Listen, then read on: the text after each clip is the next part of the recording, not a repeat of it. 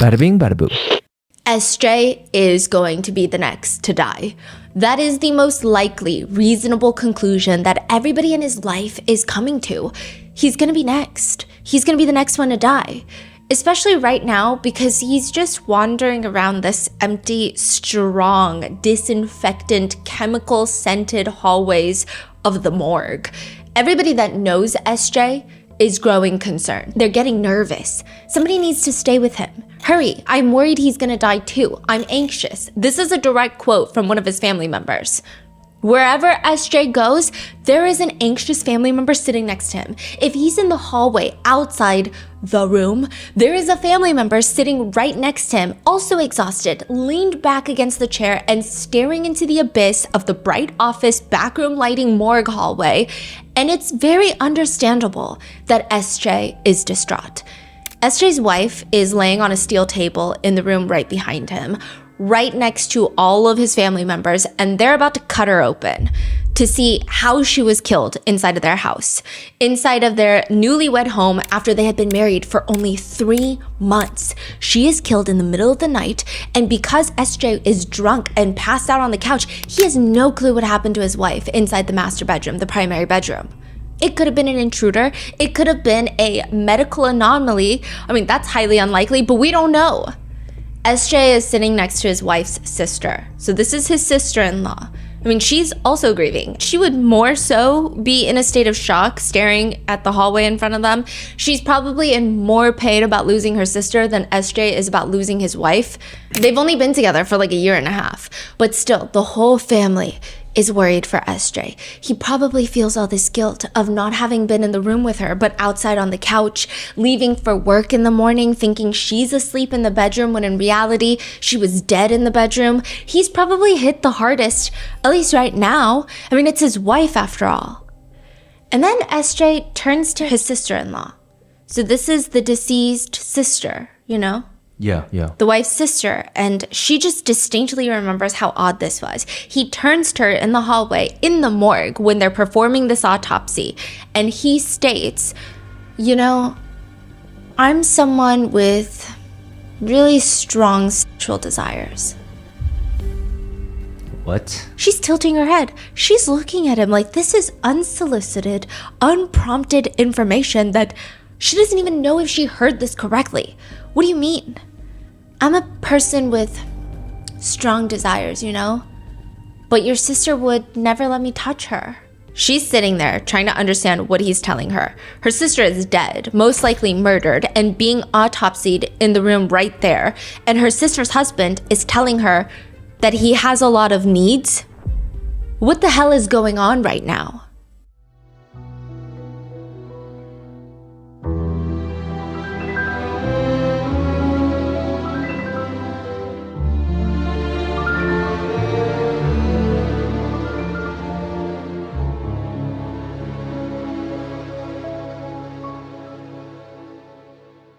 We would like to thank today's sponsors who have made it possible for Rotten Mango to support the National Network to End Domestic Violence, a nonprofit organization whose mission is to eradicate all partner relationship, workplace, and stalking violence. This episode's partnerships have also made it possible to support Rotten Mango's growing team. We'd also like to thank you guys for your continued support. As always, full show notes are available at rottenmangopodcast.com. A few disclaimers for this case. There are mentions of SA and a lot of mentions of pregnancy loss, so please watch with caution. This case also takes place in South Korea. We had our wonderful Korean translators help us with this case. However, if anything ever gets lost in translation, just please let us know in the comments. And with that being said, let's get started. How do you know Satan's not your neighbor? I think it's a good question. Okay, perhaps one that is never asked and only ever answered in typically a life-threatening manner. There is this tradition, though, in South Korea, where if you live in a big apartment building, every now and then you will get a ring on your doorbell. You look at the intercom screen, because a lot of these apartments will have a screen even if someone's right outside your door. Or sometimes you look through the tiny little peephole and you have one eye open, and you'll usually see 1 or 2 people that you have never seen in your entire life standing outside your apartment door very awkwardly. You don't know how they got access into the building, let alone why are they standing at your door? You don't know. But you look down and they're holding a paper bag with stripes. It looks festive. It looks like a gift bag. You look back up and they're now staring directly into the peephole with this awkward, polite half smile. They know you're on the other side staring at them. You know that they know. And so now you've got to open the door. So that's what you do. And they let you know, hi, we're the new neighbors upstairs. We just moved in. We wanted to bring you rice cakes. The tradition lives on. It's not as big as it used to be, I will say. The apartment buildings in Korea have gotten much larger. It would just not be fiscally responsible to buy rice cakes for all 132 neighbors of the building. But in smaller communities, people have stopped doing it too. I mean, it's a shame because the tradition isn't just about meeting your neighbors and being cute and being polite and bringing them rice cakes. It's to drive out evil spirits. That's the symbolism behind the rice cakes. If Satan were to live next door to you, you drive them out the building like a mass exorcism via a red bean rice cake. That's the meaning. Satan notoriously doesn't like rice cakes. Who would have known? I mean, obviously, it's an exaggeration of a tradition, but you get what I mean. There is a meaning behind it. And so that's why December 2024, Haeyoung and her husband SJ, they are distributing rice cakes to everyone in their building. They just got married. Neighbors in the building are actually kind of stunned because usually it's high schoolers who will come distribute the rice cakes because their parents are forcing them to do it, or it's elderly couples. But you never get two young couples who willingly, on their own accord, decide that they're going to pass out rice cakes. It's a tradition that's dying in the younger generations, so it's actually very cute. Haeyoung and her new husband are doing this, and if you ask anybody about Haeyoung, if you ask anybody about SJ, they're gonna say, if anyone's gonna pass out rice cakes to their neighbors, it's gonna be them. Haeyoung and SJ got married December 2024. One of Haeyoung's friends had stood up during their wedding to make this toast, and this is verbatim. Finally, a man worthy, a man with a big heart to embrace our Haeyoung. Seeing the way you look at Haeyoung, the way you talk to her, your tone of voice, the way you take care of her so attentively, I think as friends we realized maybe it's okay to let Haeyoung get married now. I hope you guys live happily. Maybe it has to do with the fact that they're 34 when they get married. It just feels like they were waiting for the right person. And because they're more established, they know what they want in life, they find the partner that fits perfectly. Haeyoung's older sister, Mimi, this is a pseudonym, she's very happy because she says, I mean, it was the wedding that Haeyoung always wanted. It was her dream day. It's her dream wedding venue. It's her dream wedding dress. She was just so happy. I was just so happy. And her husband, SJ, is calling our parents mom and dad. And it's just like one of those wholesome relationships. They kind of stand as an example for maybe why people should wait until their 30s to get married, because it feels like that's the time that you find your partner and everything is just kind of working out. They're both incredibly polite. They're diligent with work. They're very traditional when it comes to following customs. Example, the whole rice cake thing.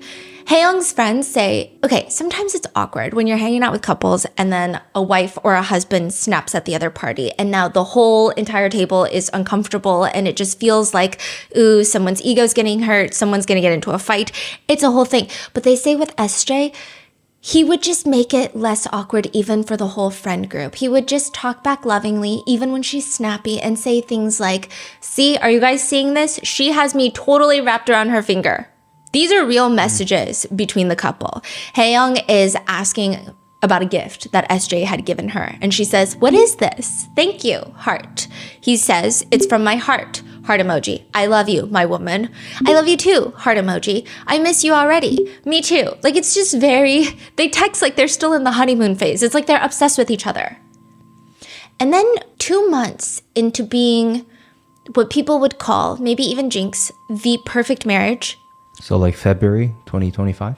February 19th, Haeyoung texts SJ, I think divorce is the answer. Let's get divorce papers in the morning when we wake up. Exactly a month later, so now 3 months into their marriage, they are still not divorced, and Haeyoung's mom gets a phone call from SJ. Hello? She just hears him crying on the other end, and this is again, verbatim. Hello? What's going on? Why? What happened to Haeyoung? He's not responding. He's just dry heaving, sobbing. Talk to me. Tell me what happened. Another man clearly takes the phone, and his voice, I mean, this is a stranger, at least to Hae-young's mom. She's never heard this man's voice before in her life. Ma'am? Ma'am? What happened to my Hae-young? What's going on? I'm a police officer. Your daughter passed away between early yesterday morning and this afternoon. What? What is my son-in-law doing right now? Can I talk to him? He's completely out of it right now, but you guys will need to discuss having Hae-young's body moved to a morgue to potentially be autopsied. Hae-young's mom hears SJ in the background, and he's just like asking in a small voice, what do I do? What do I do? And as she's listening to SJ and this man have a conversation, she starts coming down. A lot of that earlier hysteria starts slipping away because this is not happening right now. I mean, none of this is real. And she's not disassociating, at least not in this moment. She thinks this whole thing is ridiculous. She's thinking, they're getting so fucking good at this. Like a prank? I mean, she's heard all of the news about it. Yeah. And she has to go from her hometown to Seoul to see Hae-young, and she says, quote, I thought it was a voice phishing scam, really. I didn't shed a single tear until I got to Seoul because I couldn't believe it. Wow. People are getting calls that their elderly parents have been kidnapped and the hostage taker needs $500 to set them free, which is an insanely little amount of money for, I don't know, your mother-in-law dying. And so a lot of people will pay it. Or older parents are posting $9,000 bail amounts for their 20-something-year-old college-age child who somehow landed themselves in jail, except they didn't. They're actually just at a frat party and they're not picking up their phone. Others are a bit more unsettling. Parents will tuck their 10-year-old kid into bed for the night, and an hour later they get a phone call that their kid has been kidnapped. And naturally, they will rush into the room to check up on their kid, who is blissfully unaware and asleep in this little bed, but you can hear their exact screams through the phone. The child is asleep. You can see that with your own two eyes, but you can also hear someone who sounds exactly like your child screaming through the phone. But with all these phone calls, there is a pattern. Everybody wants money. That's it, money. There was not a single mention of money in the phone call that Hae-young's mom received. Hae-young's older sister, Mimi, and her mom, they start rushing to the apartment that Hae-young had just moved in with her husband, the newlywed apartment where they just passed out rice cakes. And it's not a scam. Her daughter, Hae-young, is dead, and nobody knows why. I mean, it doesn't make sense. She's 34 years old. She's healthy. She has no prior medical conditions. She has no ailments. She just dies in her sleep in her bed. What about SJ? He says he was sleeping outside on the couch outside of their bedroom and then left for work in the morning. He had no clue what happened. Just 3 months into their marriage, he's a widower. The most important role at a Korean funeral is the chief mourner. This is the person closest to the deceased. They will wear the white armbands, and this is the one that everyone sends their condolences to. The chief mourner has to greet guests. They have to lead all of these various ceremonies, and they just have to make all the hard decisions. In Korea, it's a huge emotional burden. Everyone is throwing their sadness at you. And you have to make sure that everything is done perfectly to make sure that your loved one passes on to the other side peacefully. So everything has to be in order, and you have to almost put your own sadness to the side. I mean, it's such a laborious position that a lot of funeral homes will have a small resting room for the chief mourner, because it's like a multi-day affair. It's just all day long. People will go to funerals and there's food served at funerals, I guess kind of like a wake in America. And people will bow, and you have to stand right next to the casket as people are bowing and saying their goodbyes. It's just emotionally draining. People will walk into Korean funerals, and before even saying anything, giving condolences, they will ask first, who is the chief mourner? You're getting all of this exhaustion and emotions thrown at you. And Hae-young's older sister, Mimi, again, this is a fake name, Mimi is at the funeral. She's not the chief mourner. SJ is, the husband. But she's just distraught because she's like, I saw my younger sister a few hours before she died in bed. It doesn't make sense. If they go by the time of death on the autopsy, which is like maybe 6 a.m, she saw her at like 3 a.m. So it doesn't make any sense. Hae-young, her husband SJ, they had met up with Hae-young's older sister Mimi and Mimi's friend. So it's the 4 of them. They're out at a restaurant drinking until 3 a.m, and she's explaining to everybody, asking questions. She's like, just a few hours earlier, we were having such a good time drinking together. So when I heard the news, I couldn't believe it. well, did she notice anything weird about Haeyoung the night before? Like, she can't just be happy, healthy, and then suddenly pass away, right? Her sister says, quote, I was sitting right in front of her, face to face. If there had been any sort of injury or anything that seemed like she was sick, I would have asked her about it. She didn't even seem ill.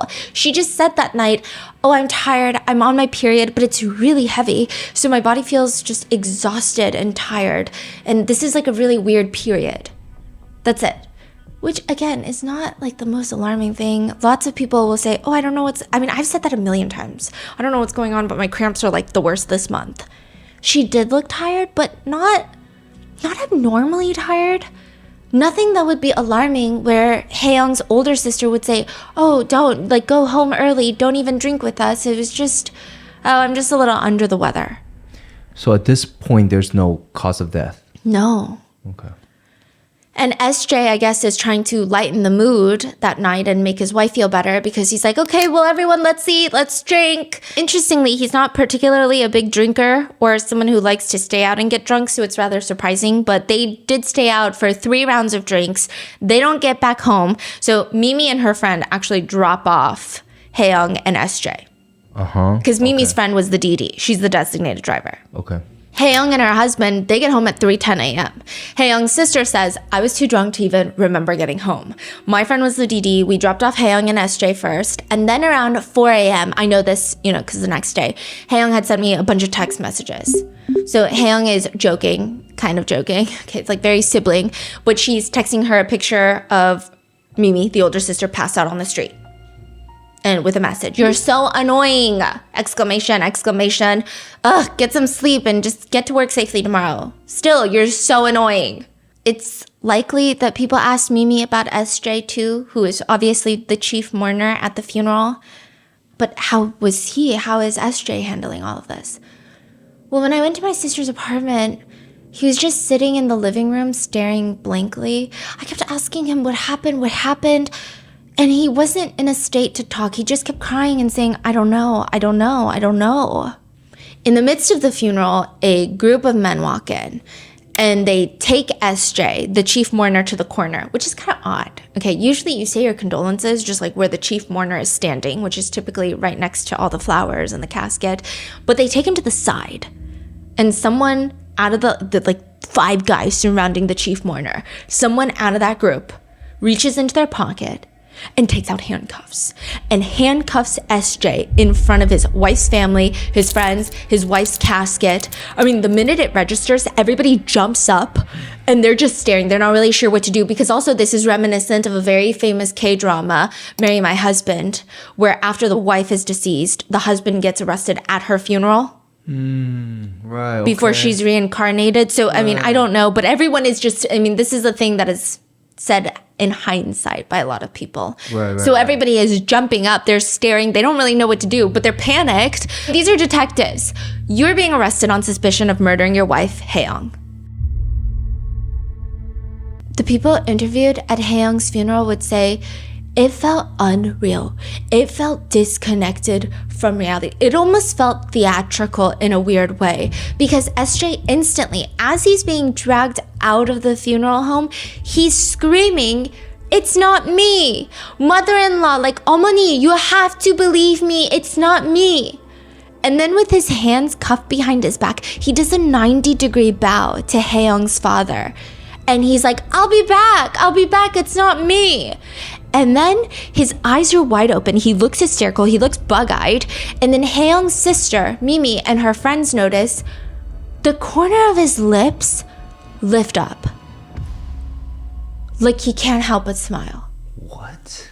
There is a website that talks about how to have the perfect marriage, how to satisfy both partners in the union, and it reads, a wife cannot flatly refuse her husband. She may only ask for a rain check, and then she needs to make good on that rain check as quickly as possible. A husband has the right to confront his wife's sexual refusal as a sin, not only against him, but also against God. A husband ought not to feel guilty for having sex with his wife when she is not in the mood if she yields, even grudgingly. A husband needs to use prayerful discernment to discover if her reasons for, quote, not being in the mood are for legitimate physical or mental health reasons, or if the problem is wrong thinking and wrong attitude on the part of his wife. Listen, I'm not a religious person, nor do I think the blog author of this website is a religious person either. However, with an appropriate amount of common sense, I can easily tell you that if you have to ask God why your wife doesn't want to sleep with you, the problem is within. But because this man knows how to write words and string together somewhat grammatically correct sentences, he wants the world to see and applaud his very mediocre grasp of the English language. He continues, if her reasons are legitimate, then she needs to seek medical or psychological help as soon as possible. Most people think of sexual immorality as only someone having sex outside of marriage. But remember that when something is immoral, that means it is a sin. And we know that sexual denial in marriage is a sin. Therefore, it is accurate to call willful sexual denial in marriage an act of sexual immorality. Intelligence is not a requirement to have access to a working keyboard, to clickety-clack. And unfortunately, stupidity is something that some people, like this author, can work towards being the best at, truly excel at. After all, it is a man's prerogative, right? He continues, biblically speaking, the husband is the spiritual authority in his home, and he has the biblical obligation to first attempt to discipline his wife, as she is his responsibility. Only when he has exhausted all forms of discipline and she remains defiant and divorce is looming should he approach a counselor to act as a witness to her sin. It goes on to say the forms of discipline a husband should use if the wife does not want to have intimate relations with the husband is not to take a shower, to take a self-help class, not to get your own ducks in order because something's probably wrong with you. They say, stop taking her on dates or trips. Another step includes, those dinners that you cook or the vacuuming you do? Just like basic chores of someone who lives in a place of shelter and they should be doing. Those things that really she should be doing, but you have simply been trying to be nice and doing for her? Stop doing them. Stop giving her those nice back and shoulder massages she loves so much. And then it says, if she is financially dependent on you, remove all funding for her aside from food and shelter. And if she still doesn't listen, the last few steps are rebuke her before witnesses and bring her before the church. They end it with a good old, why buy the cow when you can get the milk for free? Well, once you bought the cow, you are supposed to get the milk for free.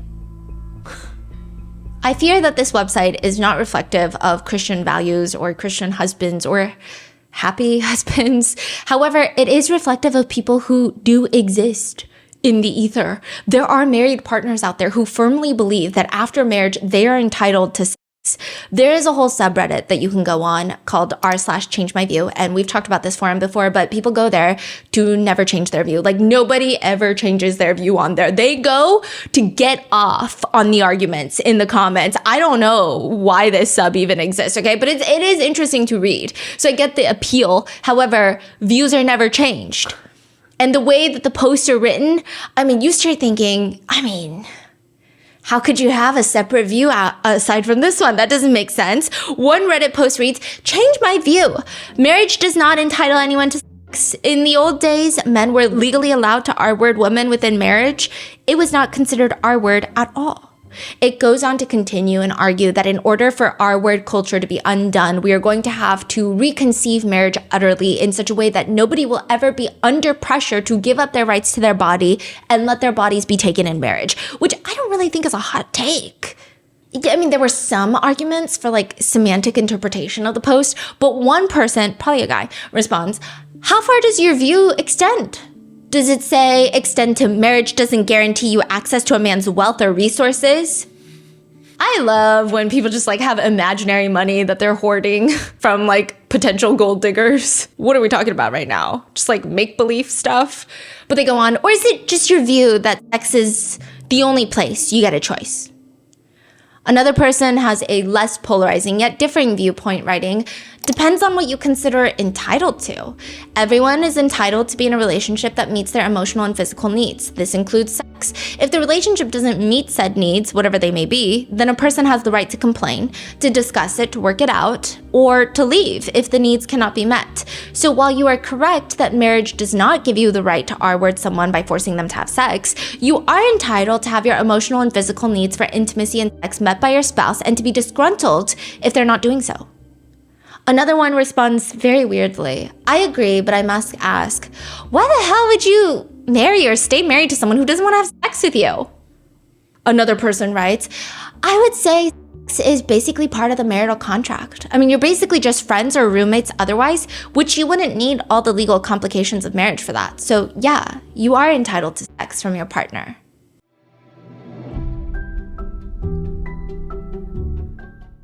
With the holiday season behind you, your wallet is probably feeling the strain of all of those festive expenses. Even though you treasure every single memory, it does add up so quickly. And fortunately, Mint Mobile can ease the burden by helping you reduce your phone bill costs this January, offering half-priced, unlimited, premium wireless service. All plans come with high-speed data and unlimited talk and text delivered on the nation's largest 5G network. I left my old provider a long time ago, and the transfer to Mint it was probably the easiest resolution to knock off the list. I was able to keep my old number. I kept all my contacts. My physical phone was the same, all while saving money. This January, quit overspending on wireless with 50% off. Unlimited premium wireless plans start at $15 a month at mintmobile.com/rotten.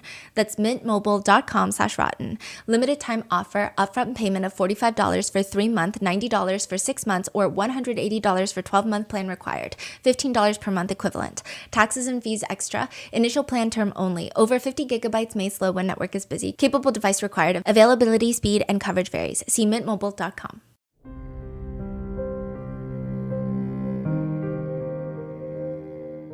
And then you click on like a suggested change my view. A woman who expects her husband to completely devote himself sexually to her, yet refuses to have sex with him, is both selfish and cruel. If a woman refuses to have intimate relations with her husband, the husband then has every moral right to check out women, flirt, view videos, and even in certain cases, cheat. A woman has every right to refuse sex if she doesn't want it, but freedom to choose also means a prohibition on a man from having any sexual outlet whatsoever is very wrong. Cheating is a violation of exclusive sexual intimacy, but in a sexless marriage, there is no sexual intimacy had.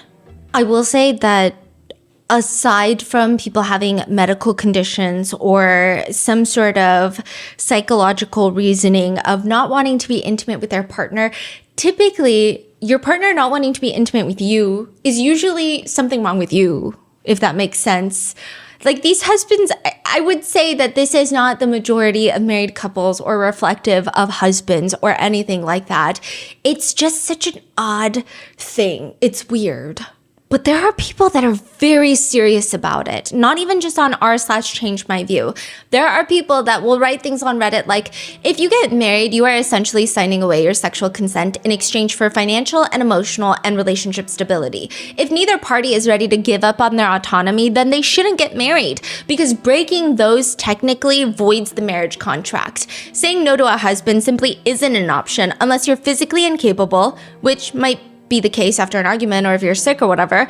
With a boyfriend, all bets are off. You didn't say any vows. Do what you want. Remember when, honey, I have a headache, used to be something people joked about? That was back when the marriage commitment was taken more seriously, and that was only 10-ish years ago. Nowadays, you don't even need an excuse to turn your husband down, and it's disgusting that this has become acceptable in society after people have made marriage vows stating the opposite.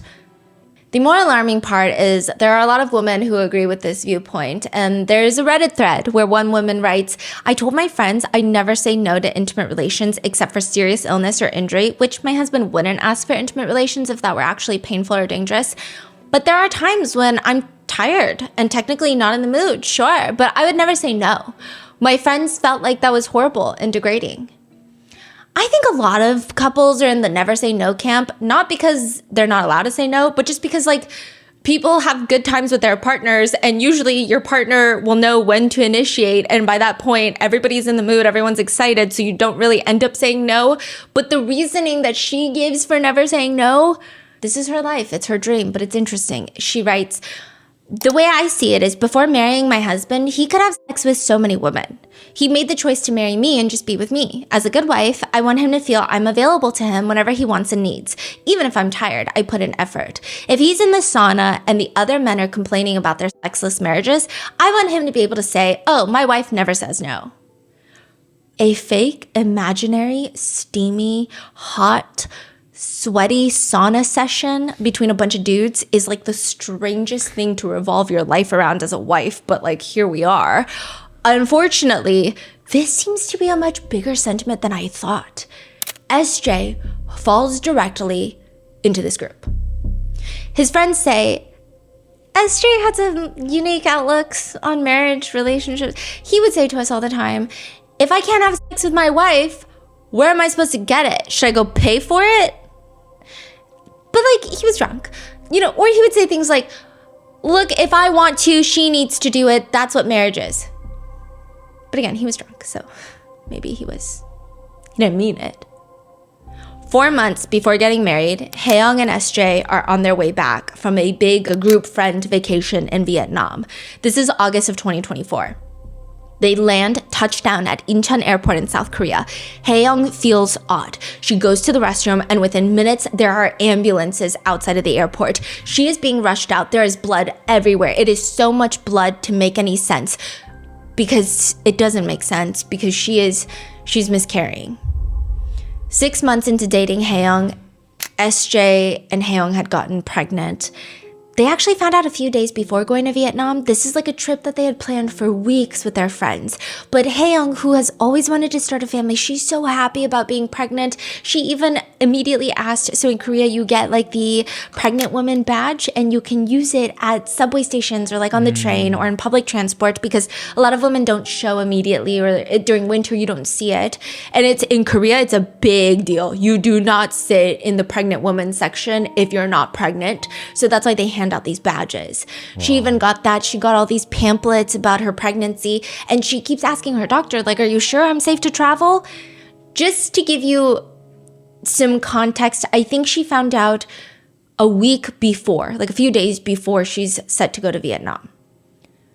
The doctor is like, you're gonna be fine. I mean, everybody is different. However, you're gonna be fine. You're cleared for travel. This should not be alarming. You're very early into your pregnancy.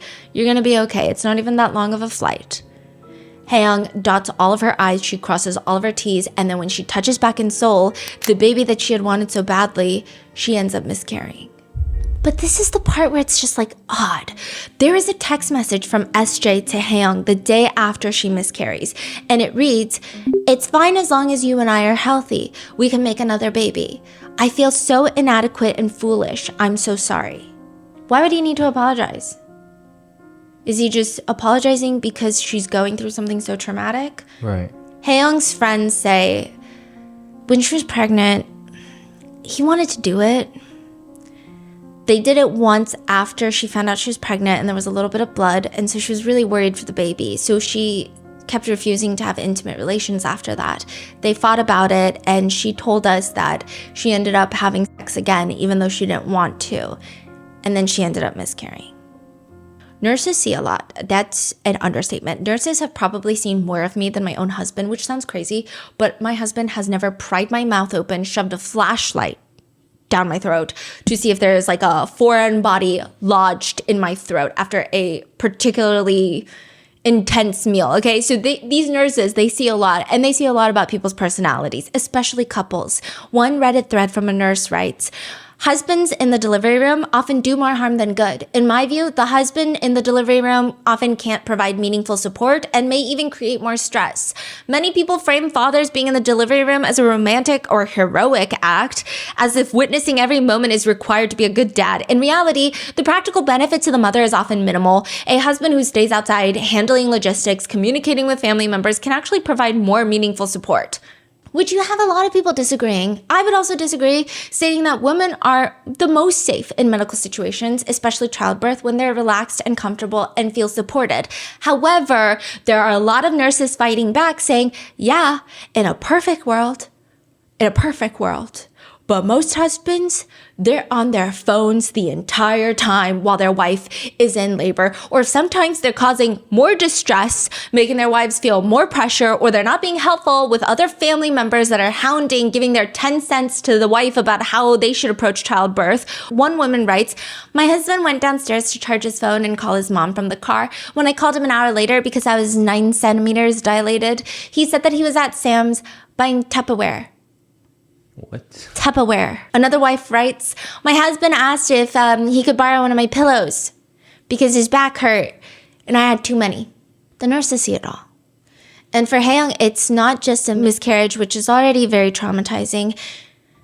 Hae-young actually suffers from a very rare condition that only 1 in 30,000 women have, where she has a miscarriage, which a miscarriage is when you have a fertilized egg in the uterus. And the pregnancy is not going to come full term, so you miscarry, right? She also has an ectopic pregnancy at the same time. So Hae-young's ectopic pregnancy goes unnoticed for a while because this is really rare. So if you don't know, an ectopic pregnancy is when you have a fertilized egg, but it doesn't end in the uterus. It's outside the uterus. A lot of the times it's in the fallopian tube. And this is very dangerous. You can die. You can very easily die if you have an ectopic pregnancy because that fertilized egg is going to start growing. And a fallopian tube is not like a uterus where it's meant to bear a child. It's not going to stretch. So what it'll do is it'll burst and then you will be heavily internally bleeding until probably you die unless you get emergency help.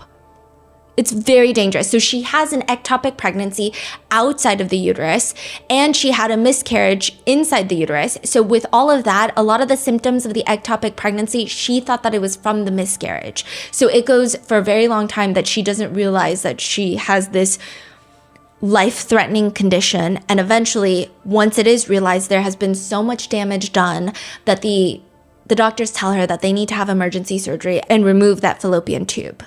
When was that surgery or? This is before the wedding, so this is like a month after, so around September. There's so much happening. Like they came back from Vietnam, she miscarried, and then the surgery, and then the wedding. Yeah. And then 3 months later, this is just like... In 6 months. So Hae-young is texting her sister about what's going on. "I had surgery with 1 fallopian tube removed. There were also 2 uterine cysts when they opened it up and they were black and about to burst." So in Korea, it's not as common in the United States. I think in the US, they'll probably charge you $5 billion for it, but a lot of the times the nurse's duty to feed patients who cannot eat by themselves. In South Korea, unless you're in very specific like intensive care units, a lot of the times, it's up to the family members to feed the patient. So the nurses, they will bring all the nutritious hospital meals that have all of the requirements, and they'll make sure that you're eating and they'll check up on you. But a lot of the times, unless you're in like the ICU, a lot of the nurses depend on the family members to provide care. So family members will do shifts. If you've got work, then someone's doing like a breakfast shift. If someone's doing a lunch shift, someone's doing a dinner shift. It's just a thing that happens in Korea. I don't know if it's embedded in the healthcare system or if it's just like a societal thing that is built into the communities and the families. I don't know, but it's a thing. So every time Hae-young is recovering from the surgery, she's laying there. Every time the nurses bring food, Hae-young doesn't want to eat. She has no appetite. She doesn't want to do this. She's exhausted. And it's up to the family member to airplane that spoon, to beg, to plead, to negotiate that your loved one eat the hospital food. SJ's supposed to be spoon feeding her, but because she doesn't want to eat, he is sitting there eating every single meal that gets delivered, and every single nurse that walks by is judging the shit out of him. Hae-young has no appetite. She feels too weak to eat, and eventually she's getting annoyed by him. She's sick of seeing his face, and she tells him, "You know what? Go home and just feed the dogs." He ends up going home. She checks the home camera, and he's not just feeding the dogs. He ordered himself a pizza, plopped on the couch, and is watching TV and munching while she's recovering from this ectopic pregnancy, which he got her pregnant. And he's just at home eating pizza. So understandably, with all of this like trauma and pain and the emotions, Hae-young tells her friends she just feels really disappointed in him. Like, she just doesn't like this. But worse is that 1 month after this, so this is again still before the marriage, 1 month after, there are text messages between the two where Hae-young is telling him, ever since the pregnancy and the miscarriage, my body has been so weak. Everything changed suddenly. It's been hard to adjust. I'm just exhausted. He responds, when we're tired, we should support and lean on each other. Yeah, what you're saying is right, but you only want one form of affection expression, and I only have one body. So he's saying, you and I are both tired, and when couples are tired, we need to depend on each other. And she's like, the only way that you think you can depend on me is for sex, and I can't have sex right now. That's crazy. So he's asking for sex. Yes. Basically. 1 month after the surgery, she texts him, if we tried it once and it hurts, shouldn't you think that maybe my body hasn't recovered yet? It hasn't even been a month yet. The scar on the outside of my body hasn't healed. How could the wound inside my uterus be healed? SJ responds, well, the doctor said we should return to daily life in a month. That is crazy. Which, by the way, that is a suggestion. Doctors are all over the place. Some doctors, I was on Reddit of women who were recovering from similar surgeries. They say their doctor said 2 weeks you can return to normal life. Some people said a month, 6 weeks. And these are guidelines. Usually the rule of thumb is when you want to return to normal life, especially when it comes to sex, because it's not like, oh, my arm broke, I can't have sex for a month. It's like you're talking about the exact same body parts. Hae-young feels like this is happening because of an act we did together, but alone I have to suffer, and yet my body is still an object of desire for you. Like, it doesn't make sense. She's texting her friends in frustration. After the miscarriage and the fallopian tube removal, it hasn't even been a month, but the doctor said it was okay to have intercourse after a month, so he keeps whining, and we did it, and I didn't say anything, but it just really hurts my feelings. Her friends are upset. Why didn't you say anything? Someone else is responding, God, this must be really hard for you. Hae-young texts SJ, stop whining. And like this, I will say okay, usually there are different Korean words. Sometimes there's not like the exact word that you can use in English. When you have someone who is complaining, like a husband who is complaining, it's a very different vibe. But the word she uses is like 찡찡. 찡찡거려. It's like very much like, like when kids are like, 찡찡, like I want to do this, I want to do it. Like that was his energy. That's the word she uses. Otherwise, you could use stop complaining, stop nagging. Like there's other words you could use. But 찡찡거려ing is very infantile. It's like what kids do. Yeah. Like you really only use it. I would say that my parents treat me like a giant child still, but they still don't tell me don't 찡찡거려 because it's such a specific thing. Like, yes, stop being a baby. Yeah, it's very like, it's not just whining. It's like very, yeah, that's so weird. It's like that rhythmic tantrum usually. Because 찡찡, it's almost like an onomatopoeia. It's like a sound. And he responds, if I don't initiate skinship first, we never have skinship. Skinship, by the way, is like the Korean term for touch and sexual activities. They call it skinship. I'm just asking you to love me as much as I love you, or even just a little.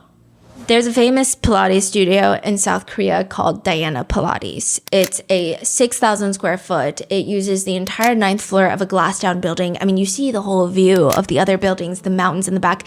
It's beautiful. A lot of good K-dramas were filmed inside of this studio. I feel like it was really popular during the Pilates hype during COVID. And then they started doing some reinvention. Once the reformer Pilates started slowing down, they went into flying Pilates, which is when you put on the bungee cord and you just... Oh, yeah, the one that you hop around? Yeah, right? I mean, I don't know. I think it was really popular in Korea. I think that it's probably not a tried and true tested form of working out. In the sense of, I'm sure you get a lot of results, but it becomes like a thing where people don't know about it or they have to find out about it. It almost feels like a trend. You know how there's always trends for workouts? Yeah. So they switched to this, a lot of the flying Pilates, and eventually the membership does take a dive with Diana Pilates. And then this definitely makes it worse. There's a new notice on the front door that reads, following the traffic accident, the director, SJ, His spouse has passed away, and SJ remains in critical condition in the ICU. The current owner of the building, who knows of the director's sincerity, has arranged it so that the members can continue using the facilities without any inconvenience or charge. Members may rest assured and continue using the premises as usual. We will continue to repay you with a better environment and service. We ask for your attention and your support. Wait, is he the owner or he's the... Yes, SJ is the owner of this Pilates branch. Interesting. Yeah, and this notice goes up after Haeyoung dies, but there was no car accident. Right. Haeyoung did not die in a car accident. SJ is not in the ICU. In fact, he's getting arrested as the main suspect for Haeyoung's murder. Oh, so they're trying to hide it, hide the fact. I see. SJ is defensive. He's asking the officer, "What are you saying? That I did this?" "We didn't say that. But was Haeyoung sick?" And these are direct quotes. "Why are you asking me? What did I do wrong?" SJ tells the police, I have no idea what happened that night. He explains they came home after drinking, and even with drinking, Haeyoung has really intense insomnia. So the typical routine is that he sleeps outside on the couch until she can fall asleep inside the bedroom, and then he'll quietly go into the bedroom and sleep. She has trouble falling asleep, but once she's asleep, she's not a light sleeper. He goes into the room a few hours later, and he knows for certain she's knocked out. He's like, which by the way, I'm not like awake for all of this. I fell asleep with the TV on outside in the sofa. I woke up early in the morning to go use the restroom, and that's when I was like, oh, she's definitely asleep. Let me go sleep in the bedroom. I moved back into the bedroom. I lay down next to Haeyoung, and then I wake back up to go to work, and she's still asleep, so I'm letting her sleep in. He explains that when he gets to work, however, normally Haeyoung will wake up a little bit after that, even if she had been drinking the night before, but she doesn't text. He calls her 4 times around 2 p.m. She doesn't pick up. "How are you still asleep till 2 p.m.? He's like, this is weird. He runs home. She's dead on the bed. He calls emergency services, and that's all he knows. He doesn't know anything else. I mean, to some degree, this is all very trackable. There is CCTV footage of him leaving the apartment to go to work at around 10 in the morning. His body language looks nonchalant. 10 a.m. in the morning, he goes to work? Yeah. But she was... she has passed since 6. Yeah. Right? Okay. And he looks really relaxed. He starts walking in the direction that work is. But when the police ask his employees if he got there as he normally does, they say, well, no, March 13th was weird. He didn't come in. He usually comes into the studio by 11, but he wasn't there. He did text me though. So one of the Pilates instructors is like, he texted me around like 1:30 asking me about my paycheck. It was just like a normal conversation about the pay stub. That was it. Then he calls his wife 4 times. She doesn't pick up. He rushes home and then calls emergency services.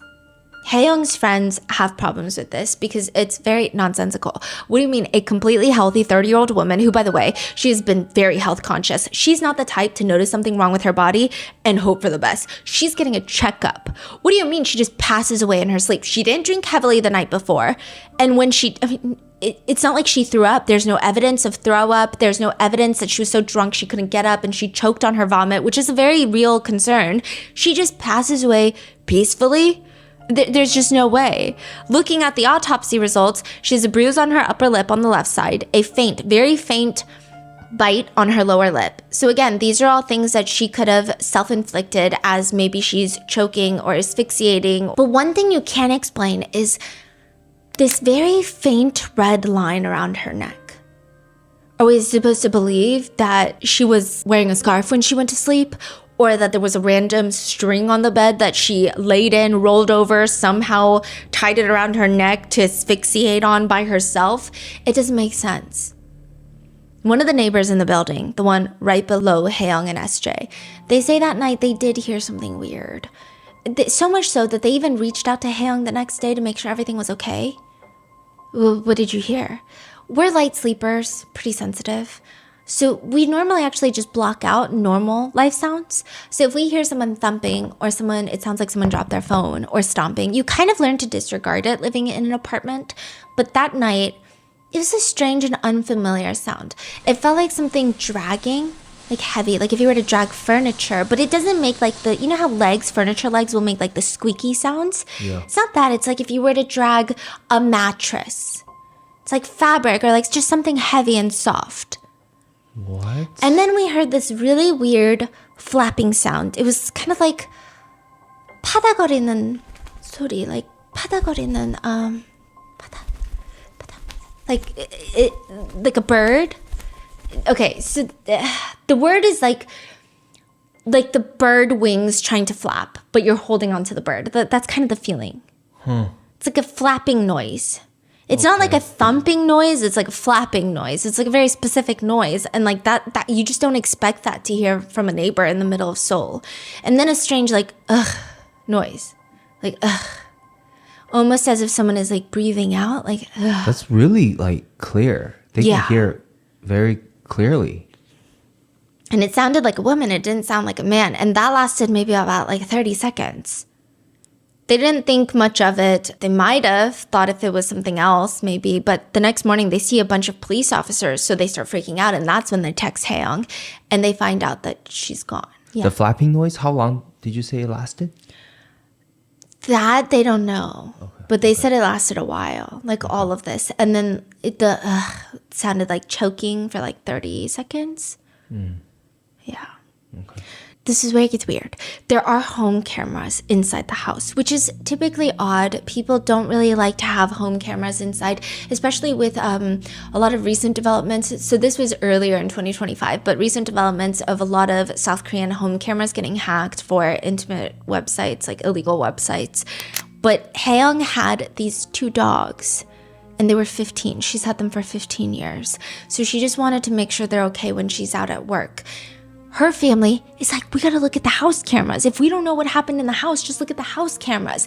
They get Hae-young's phone. Not only is the footage gone, the app for the house camera is gone. It's like if someone has a Ring camera, you get their phone and the Ring app has been deleted.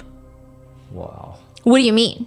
So eventually, SJ changes his story because none of this is adding up. The asphyxiation, the way that she died, the evidence, there's no evidence that an intruder had entered the home. The home cameras had been deleted. He is the only one that could have done something. He changes his story and he says, fine, I killed my wife, but it was an accident.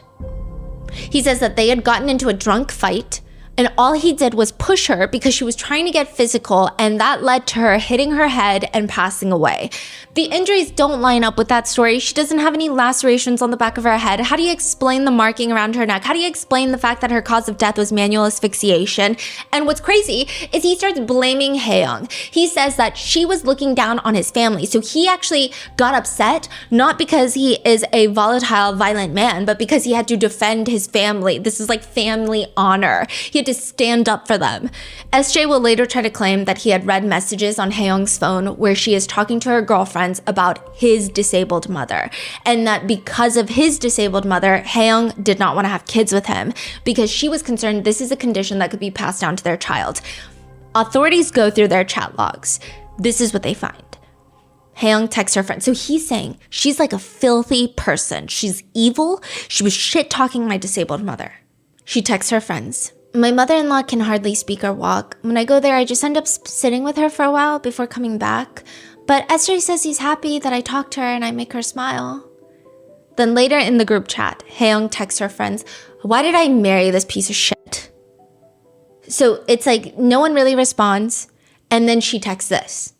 Yeah. He's trying to argue it's because of his disabled mother. She's texting that. But just listen to the rest of the messages. Why? What happened? I'm not getting pregnant by this motherfucker. I'm not going to have his baby. Huh?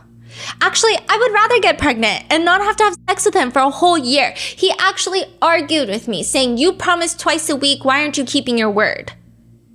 Wait, but it's not like you guys aren't doing it. Exactly. That's what I'm saying. It's not like I refused for a whole month or anything. We did it. And then the next day, the shithead just keeps starting again. He's just completely obsessed with sex. I feel like he's lost his mind. Why did you even marry him then?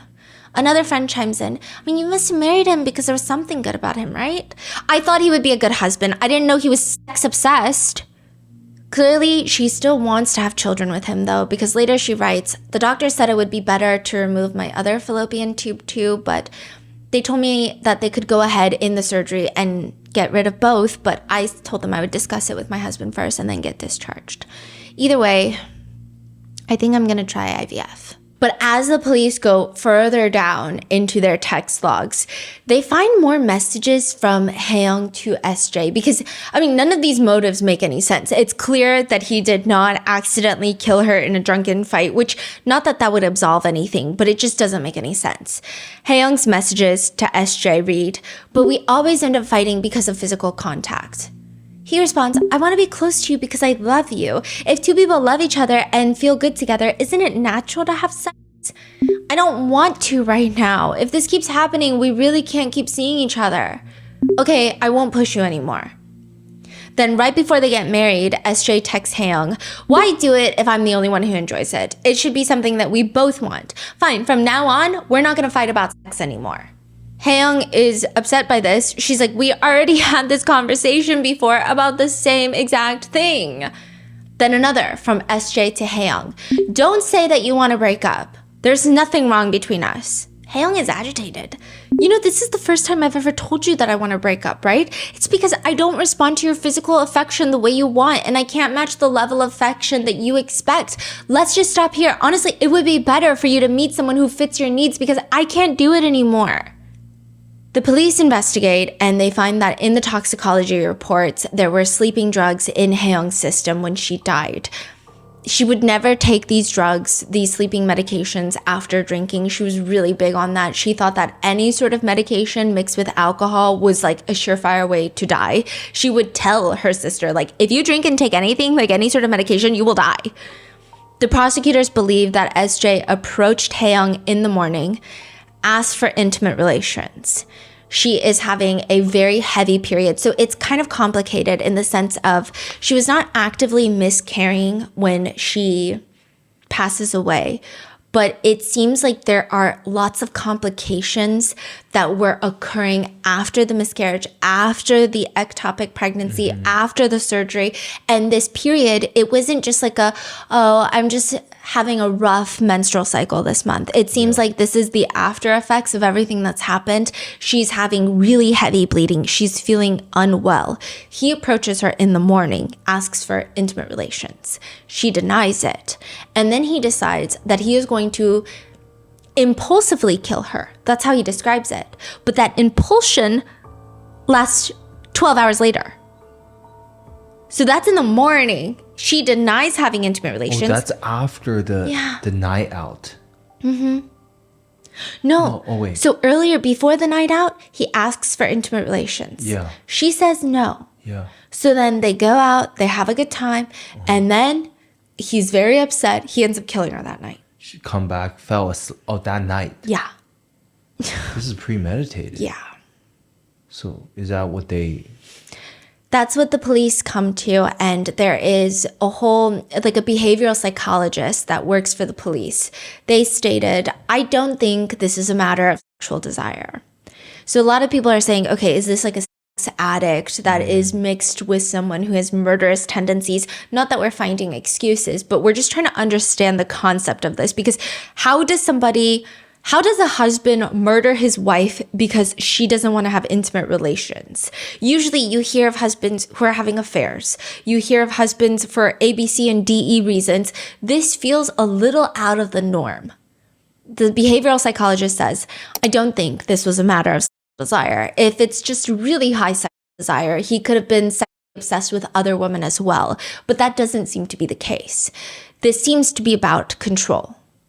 Always. Yeah, they found other messages where he would text Haeyoung like, "Don't ever think about cheating on me because I will track you down and I will kill you." Now, I know a lot of people love to victim blame and they're going to be like, "Oh, well, she should have left and not gotten married if he threatened to kill her."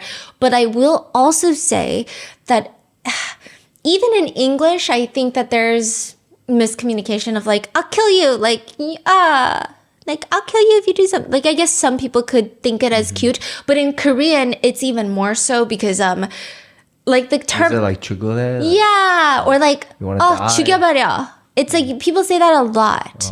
Like, if someone is late for something, it's very common for family members to be like, 죽여버려. It's like, I'm gonna kill them.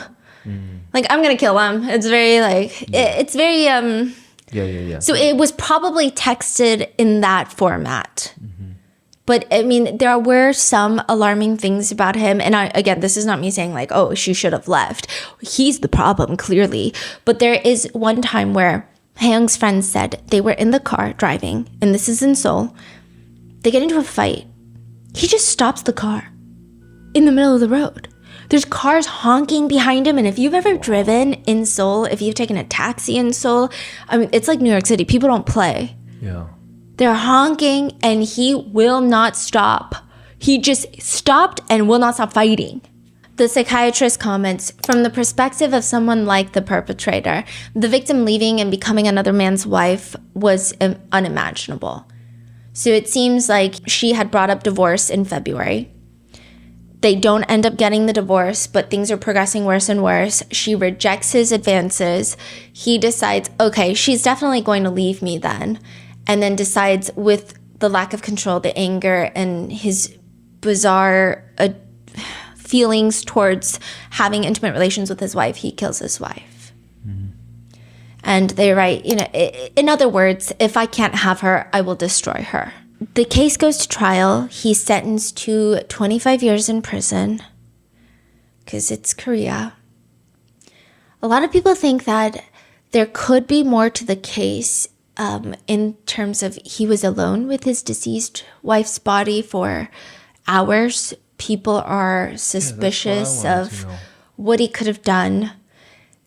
Yeah. And what are those sounds? Him choking her. And I don't know where the dragging noise is, though, if she was fighting and then she ended up on the ground and they're dragging in a tussle. I don't know if maybe he choked her somewhere else and then dragged her to the bed. But Hae-young's mom still keeps photos from the wedding day in her house, but she has cut out SJ out of all of them. And Hae-young's friends say it's been really hard. And also, this is a thing with SJ, we don't know his name. We don't know what he looks like. Wow. Because of the identity protection rules in South Korea.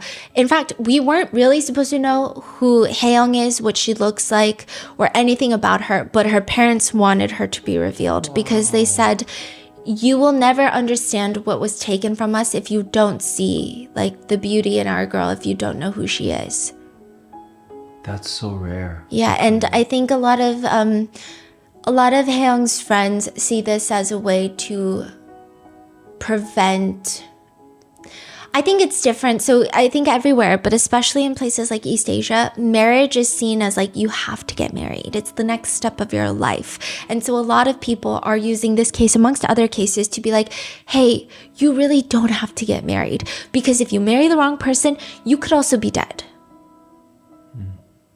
Hae-young's friends say, whenever I'm struggling or I'm frustrated or I'm happy, I want to call Hae-young and I can't call her. And I think about her every single day of my life.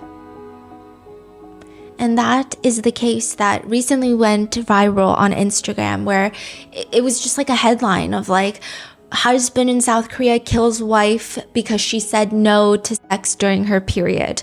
But it's just there's so much going on aside from that. What are your thoughts in this case? Let me know in the comments. Be safe, and I will see you in the next one.